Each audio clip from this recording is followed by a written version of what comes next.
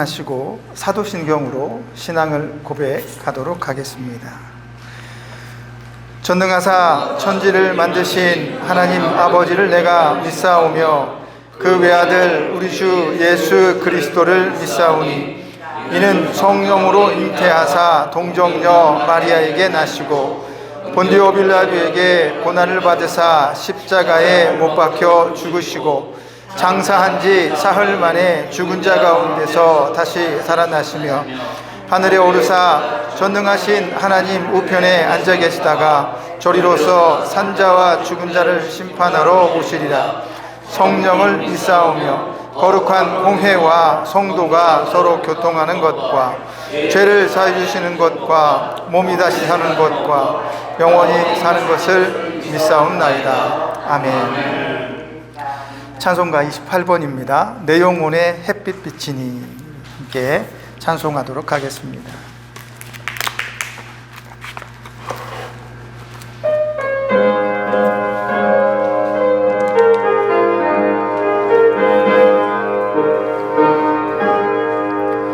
내 영혼의 햇빛 비치니 주 영광 찬란해 이 세상 어떤 빛보다 이 빛 더 빛나네. 주의 영광 빛난 그 내게 비춰 주시옵소서. 그 밝은 얼굴 배울 때 나의 영혼 기쁘다. 내 영혼에 노래 있으니 주 찬양합니다. 주 귀를 기울이시다 다 듣고 계시네. 주의 영광 빛난 광채 내게 비춰 주시옵소서. 아멘. 그 밝은 얼굴 배울 때 나의 영혼 기쁘다. 내 영혼의 봄날 되어서 주 함께 하실 때 그 평화 내게 깃들고 주 은혜 꽃피네. 주의 영광 빛난 광채 내게 비춰 주시옵소서. 그 밝은 얼굴 배울 때 나의 영혼 기쁘다. 내 영혼에 희락이 있고 큰 소망 넘치네. 아멘. 주 예수 복을 주시고 또 내려주시네. 주의 영광 빛난 광채 내게 비춰 주시옵소서. 그 밝은 얼굴 배울 때 3절입니다. 내 영혼의 봄날 되어서 내 영혼의 봄날 되어서 주 함께 계실 때 그 평화 내게 깃들고 주 은혜 꽃피네. 주의 영광 빛난 광채 내게 비춰 주시옵소서. 아멘. 그 밝은 얼굴 배울 때 나의 영혼 기쁜 내 영혼의 희락이 내 영혼에 희락이 있고 큰 소망 넘치네. 주 예수 복을 주시고 또 내려주시네. 주의 영 찬란한 광채 내게 비춰 주시옵소서. 그 밝은 얼굴 배울 때 나의 영혼 기쁘다. 아멘. 제가 기도하겠습니다. 하나님, 예배하러 왔습니다. 우리 마음속에 즐거움과 기쁨이 있게 하시고, 우리가 찬양할 때에 우리의 마음이 행복하고 우리의 얼굴이 웃음이 띄는 것처럼 이 예배를 통해 우리가 다시 샘솟는 힘을 얻게 하시고, 한 주 동안 살아갈 수 있는 능력과 소망이 있는 그런 은혜의 시간 되게 하여 주옵소서. 우리가 기도할 때 하나님 말씀하여 주시고 우리 귀에 듣게 하시며 내 영혼에 감화가 있게 하여 주셔서 여전히 하나님이 나를 사랑하고 계시고, 하나님 배울 날까지 힘차게 힘있게 하나님을 찬양하며 예배를 사모하고 하나님 앞에 나아갈 수 있는 우리의 심령들이 되도록 축복하여 주옵소서. 시간 우리를 힘들게 하고 우리를 아프게 하며 우리 육신의 질고 때문에 나이 들어 힘겨워지는 하루하루의 삶이 우리를 고단하게 할지라도 그 고단함 속에서 천국을 바라보게 하시고, 그 바라본 천국으로 우리 입가에는 늘 미소가 머금게 하시며 우리 입술에서는 아름다운 말들이 나오게 하시고 서로에게 위로가 되고 힘이 되어지는 그런 아름다운 신앙의 모습을 만들어가는 귀한 지체들이 되도록 축복하여 주옵소서. 이 병원을 축복하여 주셔서 우리를 치료하고 돌보며 보살피는 손들을 복되게 하시고 그들이 강건하고 복이 있어서 우리 또한 아름답게 돌봄을 받을 수 있도록 이 병원을 축복하여 주옵소서. 질병이 우리를 엄습하거나 공격하지 못하도록 붙잡아 주셔서 우리 예배 장소가 위협받지 않고 방해받지 않고 회방받지 않는 귀한 하나님의 자녀들의 모임이 될 수 있도록 날마다 지켜주시고, 이 시간에도 우리가 하나님께 예배하며 말씀을 사모할 때에 우리 가슴에 찾아오시고 마음에 찾아오시고 우리 손을 붙잡아 주옵소서. 일체의 사단의 권세가 회방 놓지 못하도록 성령님 붙들어 주시고 우리의 예배에 영광을 받아 주옵소서. 예수님의 이름으로 기도하옵나이다. 아멘. 하나님 말씀 찾아볼게요. 이사야서 60장입니다. 15절부터 22절의 말씀까지 찾아보시겠습니다.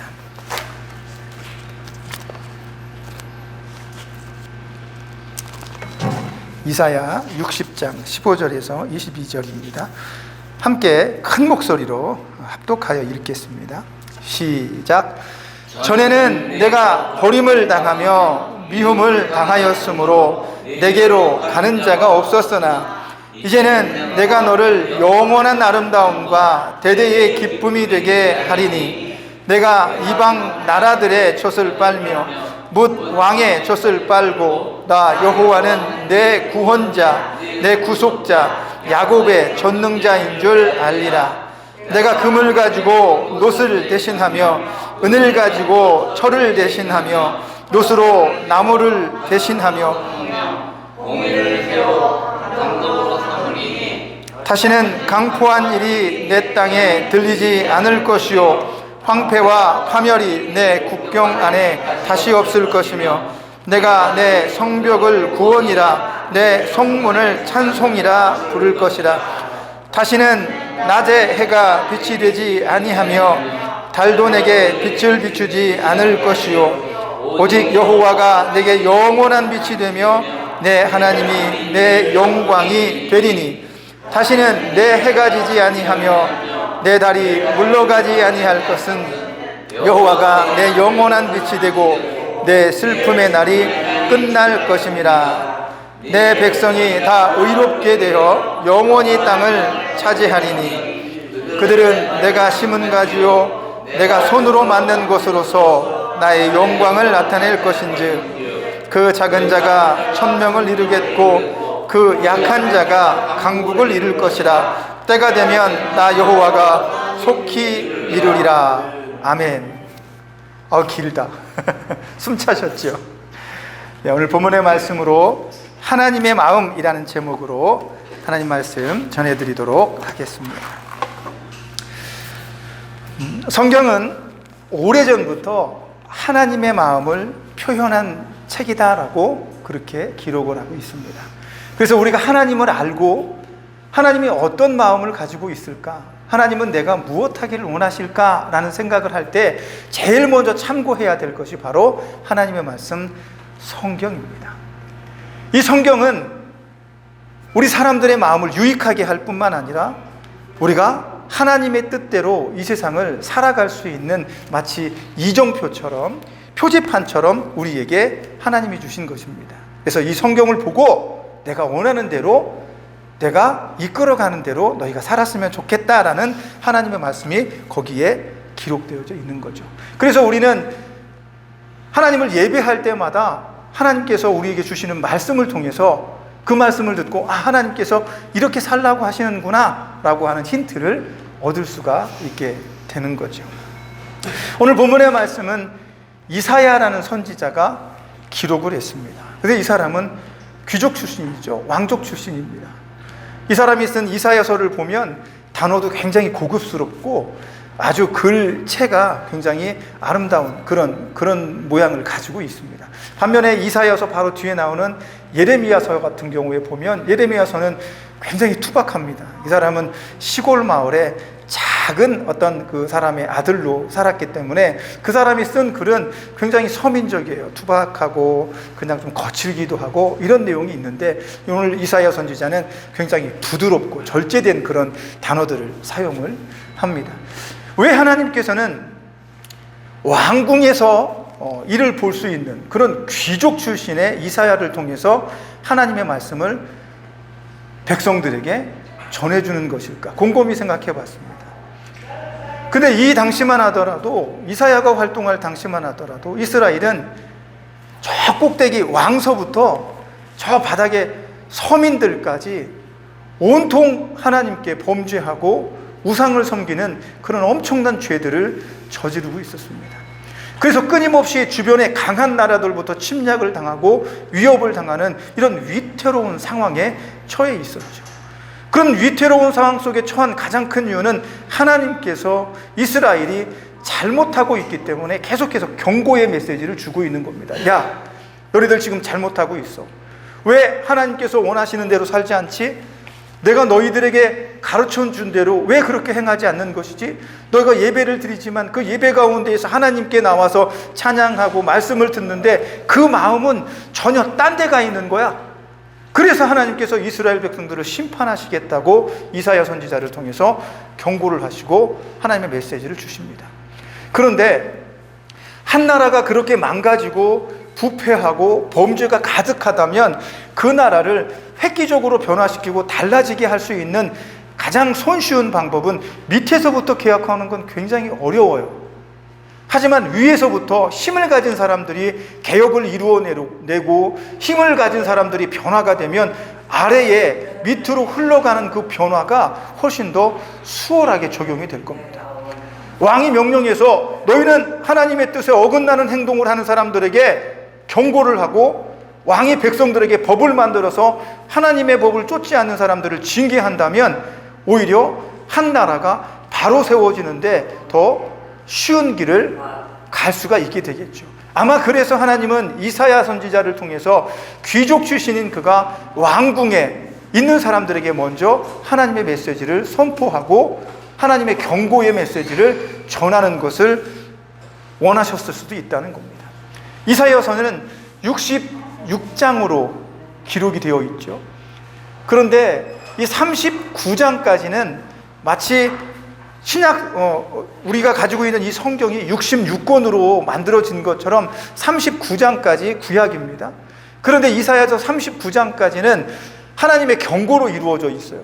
이스라엘 백성들이 하나님 앞에 범죄해서 너희는 돌아와야 된다. 마치 구약의 39권의 책들이 하나님의 말씀과 언약을 지키지 않는 이스라엘 백성들에게 경고하는 것처럼 돌아오라고 말씀하시는 것처럼 똑같은 구조를 가지고 있는 거예요. 이 39장까지는 하나님의 경고의 메시지가 끊임없이 이스라엘 백성들에게 그리고 이스라엘 왕궁에게 전파가 됩니다. 그리고 40장부터 66절까지는 신약 성경에 나오는 것처럼 예수님이 오셔서 새로운 복음을 주시고 하나님의 나라를 회복시켜 주시며 다시 하나님께서 이스라엘 백성들을 이렇게 세우실 것이라는 그런 내용들이 줄을 이루고 있죠. 오늘 저는 60장의 말씀을 가지고 하나님께서 그동안에는 이스라엘 백성들에게 어떻게 너희를 심판할 것이다, 너희들 죄가 이렇게 관영하고 너희들 죄가 이렇게 큰데 이곳에서 돌이키지 않으면 너희는 하나님의 진노를 피할 수가 없을 것이다 라고 말씀하시는 그 하나님의 경고의 메시지 이후에 60장에서부터는 하나님께서 그들을 다시 회복시켜 주시겠다. 그러니까 그 전에 보면 굉장히 두려운 말씀들이 많아요. 이스라엘 백성들이 주변의 강한 나라들에게 침략을 당하고 목숨을 잃고 자식들이, 가족들이 흩어지며 포로로 끌려가기도 하고 정말 치욕적이고 고통스러운 삶들을 이스라엘 백성들이 살 것이다라고 경고를 하는 거죠. 얼마나 괴로웠을까요? 수많은 사람들은 일상적인 삶을 살다가 어느 날 갑자기 하나님의 심판과 징계를 당하게 되는 겁니다.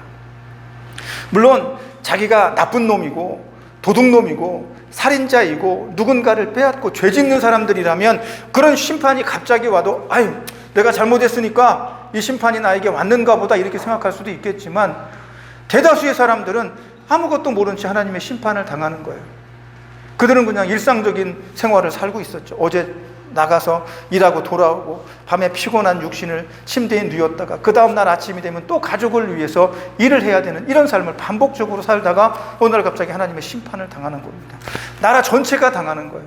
어떤 잘못한 사람들만 나쁘고 악한 사람들만 당하는 게 아니라 나라 전체가 그런 어려움과 고통 속에 빠지게 되는 겁니다. 근데 여기서 잘못 이해를 하게 되면 아무 죄가 없는데도 하나님의 심판을 받는 것처럼 생각할 수도 있습니다. 우리가 소돔과 고모라 땅을 가만히 살펴보시면 롯이 그 땅에 살았잖아요. 하나님께서 그 땅이 너무 죄가 심해가지고 더 이상 봐줄 수가 없는 거예요. 그 땅을 심판하겠다. 유황불을 내려서 그 성을 완전히 초토화시켜 버리겠다. 남지 않게 하겠다.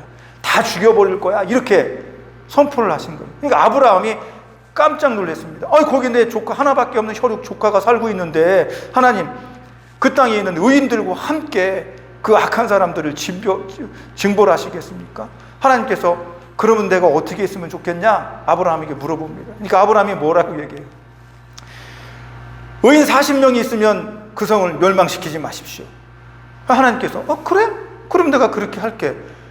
그리고 아브라함이 일어나려고 하다 보니까 40명이 좀 많은 것 같아. 그래서 숫자를 좀 줄여나가잖아요. 조금 더 작게 줄여나갑니다. 맨 마지막에 그럼 10사람만 있으면 하나님 그 성을 심판하지 마십시오. 하나님께서 그래 그렇게 하자. 아브라함 생각에 10사람 정도 있겠지. 그 큰 성에. 제가 니느웨 성 갔다 왔습니다. 완전히 학자들이 조사해가지고 여기가 니느웨 성입니다 라고 얘기를 하는데 굉장히 큰 성의 터예요. 다 이제 무너지고 없죠. 성벽들하고 이렇게 발굴해가지고 이렇게 거기가 기도하고 하는데 정말인지 잘 모르겠어요. 어쨌든 관광하라고 만들어 놓은 거니까 그렇게 해서 가봤는데 굉장히 큰 성입니다. 근데 그 큰 성에 착하고 의로운 사람 10사람이 없을까? 그 아브라함이 하나님과 약속을 하고 일어났습니다. 그런데 어떻게 됐어요? 그 다음날 그 성은 유황불이 내려서 전부 다 그 성에 살고 있었던 가축들까지 전부 다 죽습니다. 그 가운데에서 롯은 의로워서가 아니라 하나님께서 아브라함과 함께 약속을 받고 이끌어냈기 때문에 그의 가족들을 억지로 구원하십니다. 어떻게 해요? 야, 하나님께서 심판하실 거니까 얼른 이 성을 떠나 그랬는데 미적거리는 거예요. 나 여기 지금 내 집인데 내가 사놓은 이런 모든 그 좋은 것들 여기 다 있고 내 재산들이 여기 있는데 다 놓고 내가 어떻게 떠납니까? 이렇게 미적거리니까 하나님께서 천사들을 동원해서 롯의 손을 잡고 그 성을 손살같이 빠져나가게 만드는 거예요. 빠져나가다가 중간에 어떻게 돼요? 롯의 아내는 너무 아쉬우니까 내 재산이 거기다 있고 내 삶의 터전이 거기다 있는데 아쉬워서 뒤를 돌아다보고 그만 소금 기둥이 되어져 버리고 말잖아요. 쉽게 말하면 하나님께서 어떤 나라를, 어떤 곳을 심판하시려고 하실 때 그곳에 의로운 사람이 있다면 그들도 함께 심판되어지진 않을 겁니다. 다시 말하면 하나님 보시기에 그곳에 의로운 사람이 없다는 거예요. 그래서 하나님께서 이스라엘을 심판하십니다. 물론 때때로 남겨진 사람들도 있어요. 그곳에서 최선을 다해서 신앙으로 살려고 노력하고 나름대로 저 사람들이 타락할 때 나는 그래도 내 신앙을 지켜야지 하는 그런 사람들도 존재할 수 있습니다. 하지만 우리는 이 땅에 빛과 소금으로 부름을 받았습니다. 저 사람이 죄를 짓고 타락을 하든 말든 나만 깨끗하면 돼, 이런 마음으로 살아서는 안 되는 거죠. 하나님께서 이스라엘을 심판하는 가장 큰 원인은 우상 숭배입니다. 그래서 우리는 때때로 이런 착각을 합니다. 내가 하나님께 범죄하지 않기 위해서 우상 숭배만 하지 않으면 된다. 저 사람들은 우상 숭배를 해서 저주를 받은 거야. 하지만 그 안에는 여러 가지 의미들이 포함되어져 있습니다. 이스라엘은 우상 숭배를 했습니다. 하나님께서 가장 싫어하는 일이죠. 그런데 그 우상 숭배라는 죄 안에는 우리가 모르는 사이에 다른 죄들까지 포함되어져 있다는 거예요. 우상 숭배를 하다 보면 하나님을 놓치게 됩니다. 하나님을 잃어버리게 되는 거예요. 그렇게 살다 보면 하나님께서 원하시는 하나님의 다른 뜻들까지도 함께 잃어버립니다. 십계명에는 가장 윗줄에 뭐라고 나옵니까? 하나님을 떠나서 우상 숭배하지 마라. 이거 가장 큰 죄잖아요. 그런데 그 죄 밑으로 보면 더 많은 구절들이 나와요. 내 이웃을 사랑하라는 구절들이죠. 우상 숭배를 하게 되면 하나님께서 명령하신 다른 법률들, 다른 그 하나님의 법들도 한꺼번에 잊어버리게 되는 거예요. 난 우상 숭배만 안 하면 돼. 아닙니다. 그 안에는 이웃을 사랑하고 다른 사람을 배려하고 다른 사람들을 더 품어 안는 이러한 법률들까지 함께 있는데 우상 숭배를 하면 그런 것까지 다 잃어버리게 되는 거예요. 오늘 이스라엘 백성들은 우상 숭배를 하다 보니까 이웃을 사랑하지 않는 죄까지 함께 범해요. 과부를 멸시하고 고아를 천대하고 가난한 사람들 거를 더 빼앗고 착취하고 내 것을 더 많이 움켜쥐려고 하고 나만 잘 살면 된다는 생각만 가지게 되는 거예요. 그러니까 총체적으로 이 사람들이 죄의 늪에 빠질 수밖에 없는 겁니다. 지금도 마찬가지입니다. 우리는 하나님을 섬깁니다, 믿음이 있습니다라고 말하면 그 믿음 안에는 하나님과 나의 관계뿐만 아니라 나와 이웃의 관계도 함께 포함이 되어져 있는 거예요.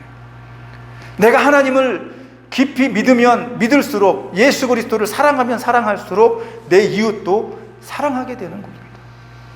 그런데 우리는 일상적인 삶을 살아가면서 하나님에 대한 믿음이 있다라고 말하면서도 내 안에서는 그 믿음으로 내 옆에 있는 사람들을 더 많이 사랑하고 품어내질 못한다는 겁니다.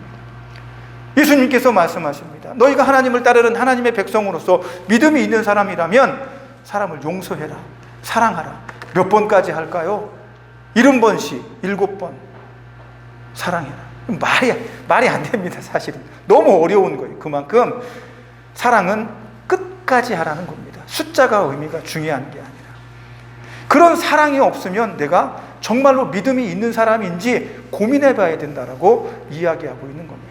오늘 이사야 선지자는 하나님의 심판에 대해서 39장까지 너무 무서운 이야기들을 많이 했어요. 너무 두려운 말들을 많이 했습니다. 근데 오늘 60장의 말씀에 보면 이 말씀을 가만히 읽어보면 마치 천국에 온 것 같아요. 너희에게는 더 이상 해가 필요 없다는 겁니다. 해가 너희를 비추지 않을 거야. 달도 너희를 위해서 비추지 않을 거야. 하늘의 별들도 너희를 위해서 반짝반짝하지 않을 거야. 너희를 위해서 오직 여호와 하나님만이 너희의 빛이 되실 거야. 이렇게 말씀합니다. 태양도 없고 달도 없어요. 필요 없어. 우리에겐 하나님만 계신다는 거예요. 그분이 우리의 빛이 되어주신다는 겁니다. 그리고 그 뒷구절에도 보니까 뭐 금도 필요 없어요, 은도 필요 없어. 우리에겐 하나님이 빛나는 것이 될 거라는 겁니다. 이런 세상은 천국에 가야 이루어질 수 있는 거겠죠. 그런데 하나님이 오늘 우리에게 그런 약속을 주시는 겁니다. 너희 마음속에 아직 나 이게 좀 필요한데, 나 저거 좀 더 가지고 싶은데, 다 필요 없어. 하나님 한 분이면 그 모든 것이 다 해결될 거야 라고 말씀해 주시고 내가 그런 것들을 이루어 주겠다라고 오늘 확실하게 우리에게 일러주시고 있는 겁니다. 사람들은 하나님을 섬기며 살아가는 그 길 속에서 믿음의 모습으로 어떠한 삶의 모습, 어떠한 삶의 형태들을 가지고 있을까? 우리는 일상적인 삶을 살아가면서 지난주에도 말씀드렸지만 우리의 기분을 좌우하는 수많은 상황들을 만나게 되잖아요. 아침에 일어났는데 나를 기분 나쁘게 하는 것들이 분명히 있을 수 있습니다. 옆베드에서 자는 사람이 코를 너무 골아서 밤에 한숨도 못 자서 화가 이만큼 올라올 수도 있을 거예요. 예전에 제가 한번 그 목회자들 한국에서 뭐 그런 세미나 같은 것들을 하는데 어떤 어르신이에요. 노 목사님께서 같은 방에 2명씩 배정이 됐는데 호텔인데 그분이 너무 코를 많이 곤대 도저히 잠을 잘 수가 없다는 거예요. 식사를 하시는데 그런 하소연을 하시더라고요. 그래서 제가 배정을 받았는데 2사람 배정 받았는데 옆에 분이 안 들어왔어요. 그래서 저 혼자 자잖아요. 너무 편하더라고요. 그런데 그분이 너무 잠자는데 불편하시다고 해서 그러면 제 방에 침대가 하나 비니까 그래도 오셔서 제 방에 같이 함께 계시죠. 그랬습니다. 그랬는데 밤에 자다가 일어나서 화장실을 갔는데 목사님이 안 계신 거예요. 목사님 또 기도하러 가셨는가 보다 생각을 했죠. 그리고 아침에 돼가지고서 식사하는 자리에 제가 이제 목사님 그 식사하시길래 그 옆에 가서 앉아서 목사님 새벽부터 어딜 또 기도하러 가셨습니까? 그랬더니 저한테 그러시더라고요. 구관이 명관이야. 원래 있던 방으로 돌아가셨대요. 저는 제가 코 고는지 몰랐어. 그런데 그분이 잠깐 와서 자다 보니까 원래 있던 방이 좀 덜 고시더래. 저는 전혀 몰랐어요. 얼마나 그분이 화가 나셨을까, 짜증이 나셨을까. 그런데도 그런 내색 하나도 안 하시더라고요. 웃으면서 구관이 명관이야, 목사님 식사 맛있게 하시라고 그러면서 얼마나 또 그렇게 웃으면서 자리에 얼마나 저는 또 민망했는지. 작은 일이잖아요. 그런데 사람이 잠을 많이 못 자면 짜증이 올라와요. 분노하고 화가 나겠죠. 하지만 그걸 잘 컨트롤하는 거예요. 제가 기분이 상할까봐 오히려 목사님 코 더 많이 고라. 내가 얼마나 그랬으면 내가 도로 돌아가서 이렇게 얘기했으면 저도 더 민망하고 창피했을 텐데 그렇게 말씀 안 하시더라고요. 우리가 어떤 일을 만나면 작은 일을 크게 만드는 사람들이 있어요. 그것 때문에 막 기분 나빠하고 그것 때문에 막 분노하고 그것 때문에 막 화를 냅니다. 근데 어떤 분들은 큰 문제를 만나서 정말 이거 큰일 났다. 이거 이대로 놔두면 무슨 문제가 벌어질 거야. 이거 어떡하니? 저 사람 너무 큰 실수를 했어. 이런데도 불구하고 괜찮아요. 다음에 하면 되죠. 다음에 더 잘하면 되죠. 큰 문제를 작게 만드는 분들도 있다는 겁니다. 그런 분들은 분쟁을 만들지 않습니다. 싸움을 만들지 않는 거예요. 좀 참으면 됩니다. 인내하면 됩니다. 그렇게 해서 내가 그리스도인인 거를 세상 사람들에게 보여주는 거예요. 근데 우리는 자꾸만 나 교회 다녀, 그리스도인이야, 예수님 믿으세요 말 한마디 하면 내가 그리스도인인 줄 알고 착각을 합니다. 그럴 수도 있습니다. 그러나 더 중요한 건 나의 말과 나의 행동과 나의 처신이 그리스도인인 걸 대신 말해줄 때가 더 많다는 겁니다. 오늘 이스라엘 백성들이 놓친 것 가운데 하나는 바로 그것입니다. 하나님하고 나와의 관계뿐만 아니라 나와 이웃과의 관계도 믿음 안에 포함되어져 있다는 사실을 우리는 알아야 한다는 거죠. 그걸 고백해야 된다는 겁니다. 하나님께서 우리에게 천국 같은 그런 어떤 그 삶들을 약속해 주세요. 천국에 가면 사자들이 어린 양과 뛰논다고 그러잖아요. 그게 원래 하나님이 만든 세상이에요. 창조하실 때. 독사굴에 독이 그렇게 있는 뱀들의 굴에 손을 집어넣어도 뱀이 물지 않는다는 거예요. 이게 천국의 모습이에요. 하나님께서 태초에 만든 모습. 이 모습은 거기 하나님이 계시지만 그 옆에 사자들, 우리를 해할 수 있는 수많은 것들이 많이 있지만 그들과도 평화로운 세상이 하나님께서 원하시는 것이고 다시 회복시키고 싶은 그런 세상인 거죠. 그게 바로 하나님의 마음입니다. 오늘 내가 지금 여기에 있습니다. 움직임에 불편하고 먹고 마시는 것도 참으로 힘겹고 괴롭습니다. 하지만 그런 것들이 내 기분을 만들어서 주변 사람들에게 내 기분대로 화를 내고 짜증을 내고 불평 불만을 쏟아낸다면, 아유, 저 사람은 교회 다니는 사람이 왜 저렇게 하지? 하나님의 영광을 가릴 수밖에 없는 겁니다. 힘들고 어려워도 여러분 안에 믿음이 입 바깥으로 선함과 따뜻함으로 나오게 하시고, 여러분의 행동 하나가 주변 사람들에게, 야, 저 사람은 기독교인데 정말 다르네, 뭐가 달라도 다르네, 이런 은혜의 말들을 여러분들이 듣고 산다면 여러분 제대로 된 하나님의 백성이라고 말할 수가 있을 것입니다. 하나님은 그걸 원하시는 거예요. 너희가 내 뜻대로 살고 나를 믿으며 살고 하나님의 말씀을 신실하게 지키며 살아가는 그 모든 것 안에는 하나님과 나 사이, 나와 이웃 사이, 내 옆에 있는 사람들, 이런 관계들도 함께 포함되어져 있다라고 하는 겁니다. 그런 세상을 한번 만들어 보자, 나와 함께 그런 세상을 한번 걸어보자 라고 하나님은 우리에게 말씀하여 주고 있는 겁니다. 그래서 약속하시는 거예요. 그런 삶을 산 너희들 일어나라. 60장 1절에 나오죠. 일어나라, 빛을 발하라. 우리는 어떤 빛을 발할 것인가? 오늘 나는 어떻게 하나님의 백성으로 이곳에서 빛을 발할 수 있을 것인가? 우리 장로님께서 지금도 고민하고 있는 문제 가운데 하나가, 우리가 모인 이 자리에 비록 우리가 몸은 불편하지만 더 많은 사람들이 함께 예배할 수 있었으면 좋겠다, 그리스도의 복음이 전파되었으면 좋겠다. 이곳에서도 우리 기도 제목이고 우리가 소망하는 일들이잖아요.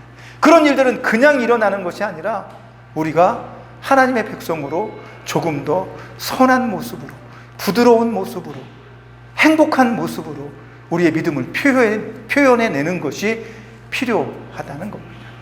하나님의 마음은 바로 그러한 것들을 우리에게 전해주고 있습니다.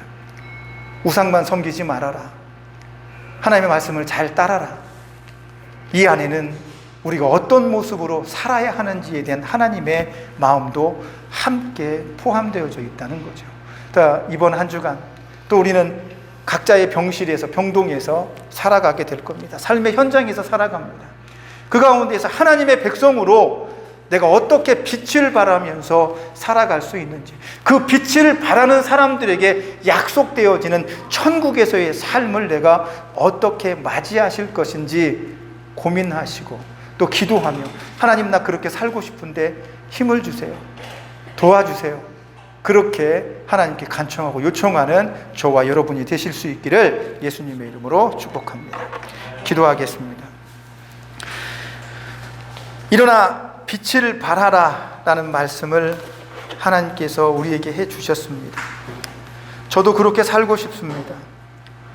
하지만 때때로 우리 안에 있는 믿음이, 내 안에 있는 믿음이 나를 그렇게 살 수 있도록 이끌어 주시고 붙잡아 주심에도 불구하고 내 성격, 내 말투, 내가 가진 생활의 어떤 이런 패턴들이 우리를 자꾸만 하나님의 백성이 아닌 하나님을 모르는 사람처럼 사는 것처럼 보여지게 할 때가 있습니다. 하나님, 그럴 때에도 우리를 붙잡아 주옵소서. 내 속에서 불평과 불만이 아니라 기쁨과 즐거움과 감사가 있게 하여 주옵소서. 하나님의 마음은 우리가 하나님의 백성으로 살아가는 것입니다. 하나님을 잘 믿고 기도하고 말씀을 늘 묵상하며 사람들과 함께 평화롭고 화평하게 사는 것을 원하시는 줄 믿습니다. 이 한 주간 내가 이곳에서 살아가는 그 삶의 모습이 복음이 되게 하시고 그리스도인의 복음 전파가 될 수 있는 은혜가 되게 하여 주옵소서. 예수님의 이름으로 기도합니다. 아멘. 찬송가 26번입니다. 주 하나님 독생자 예수.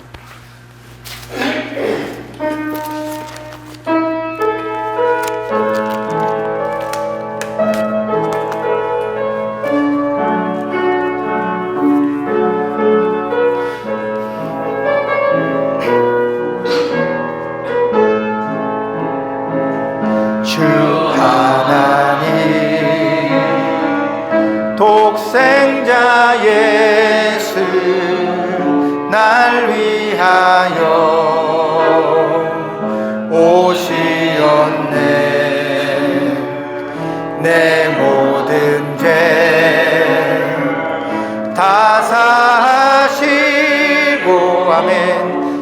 죽음에서 부활하신 나의 구세주, 살아계신 주, 살아계신 주, 나의 잠든 소망, 걱정 근심 전혀 없네. 사랑의 주 내 갈 길 인도하니 내 모든 삶의 기쁨 늘 충만하네. 주 안에서 거듭난 생명 도우시는 주의 사랑, 참 기쁨과 확신 가지고 예수님의 도우심을 믿으며 살리. 아멘. 살아계신 주, 나의 잠든 소망, 걱정 근심 전혀 없네. 사랑의 주 내 갈 길 인도하니 내 모든 삶의 기쁨 늘 충만하네. 그 언젠가 주 뵐 때까지 주를 위해 싸우리라. 승리의 길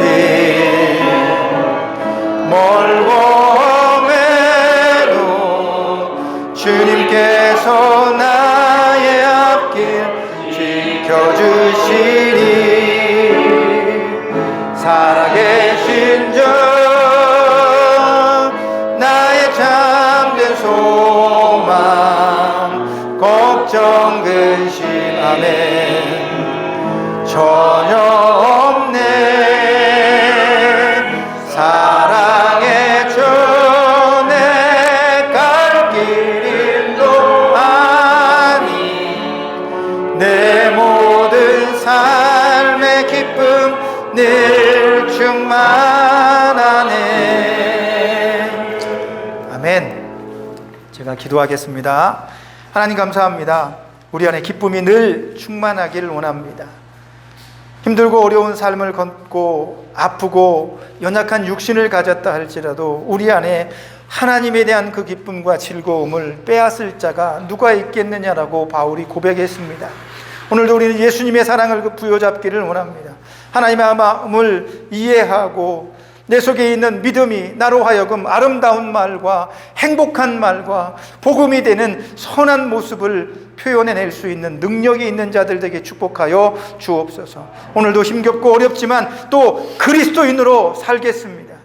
이곳에서 제한되지만 그리스도의 복음을 가진 자로, 복음을 표현하는 자로 살기를 원합니다. 우리에게 힘과 능력 주시고 우리의 육신의 고단함을 이겨내는 특별한 치료의 은총도 경험케 하여 주옵소서. 이제는 우리를 죄에서 구속하신 예수 그리스도의 구속의 은혜와 하나님 아버지의 크신 사랑하심과 성령님의 감동감화 내주하시며 교통하시는 은혜의 역사가 날마다 하나님의 사람으로 하나님의 마음을 이해하며 하나님을 온전하게 섬기고 이웃과 화평하며 복음의 메신저로서 이 세상에 복음을 전하는 자로 살기를 원하는 사랑하는 지체들 머리 위에, 우리들 교회 위에, 우리가 사랑하는 모든 가족들 위에, 이 병원과 우리를 돕는 손길들을 위해 이제로부터 영원까지 함께 있을지어다. 아멘.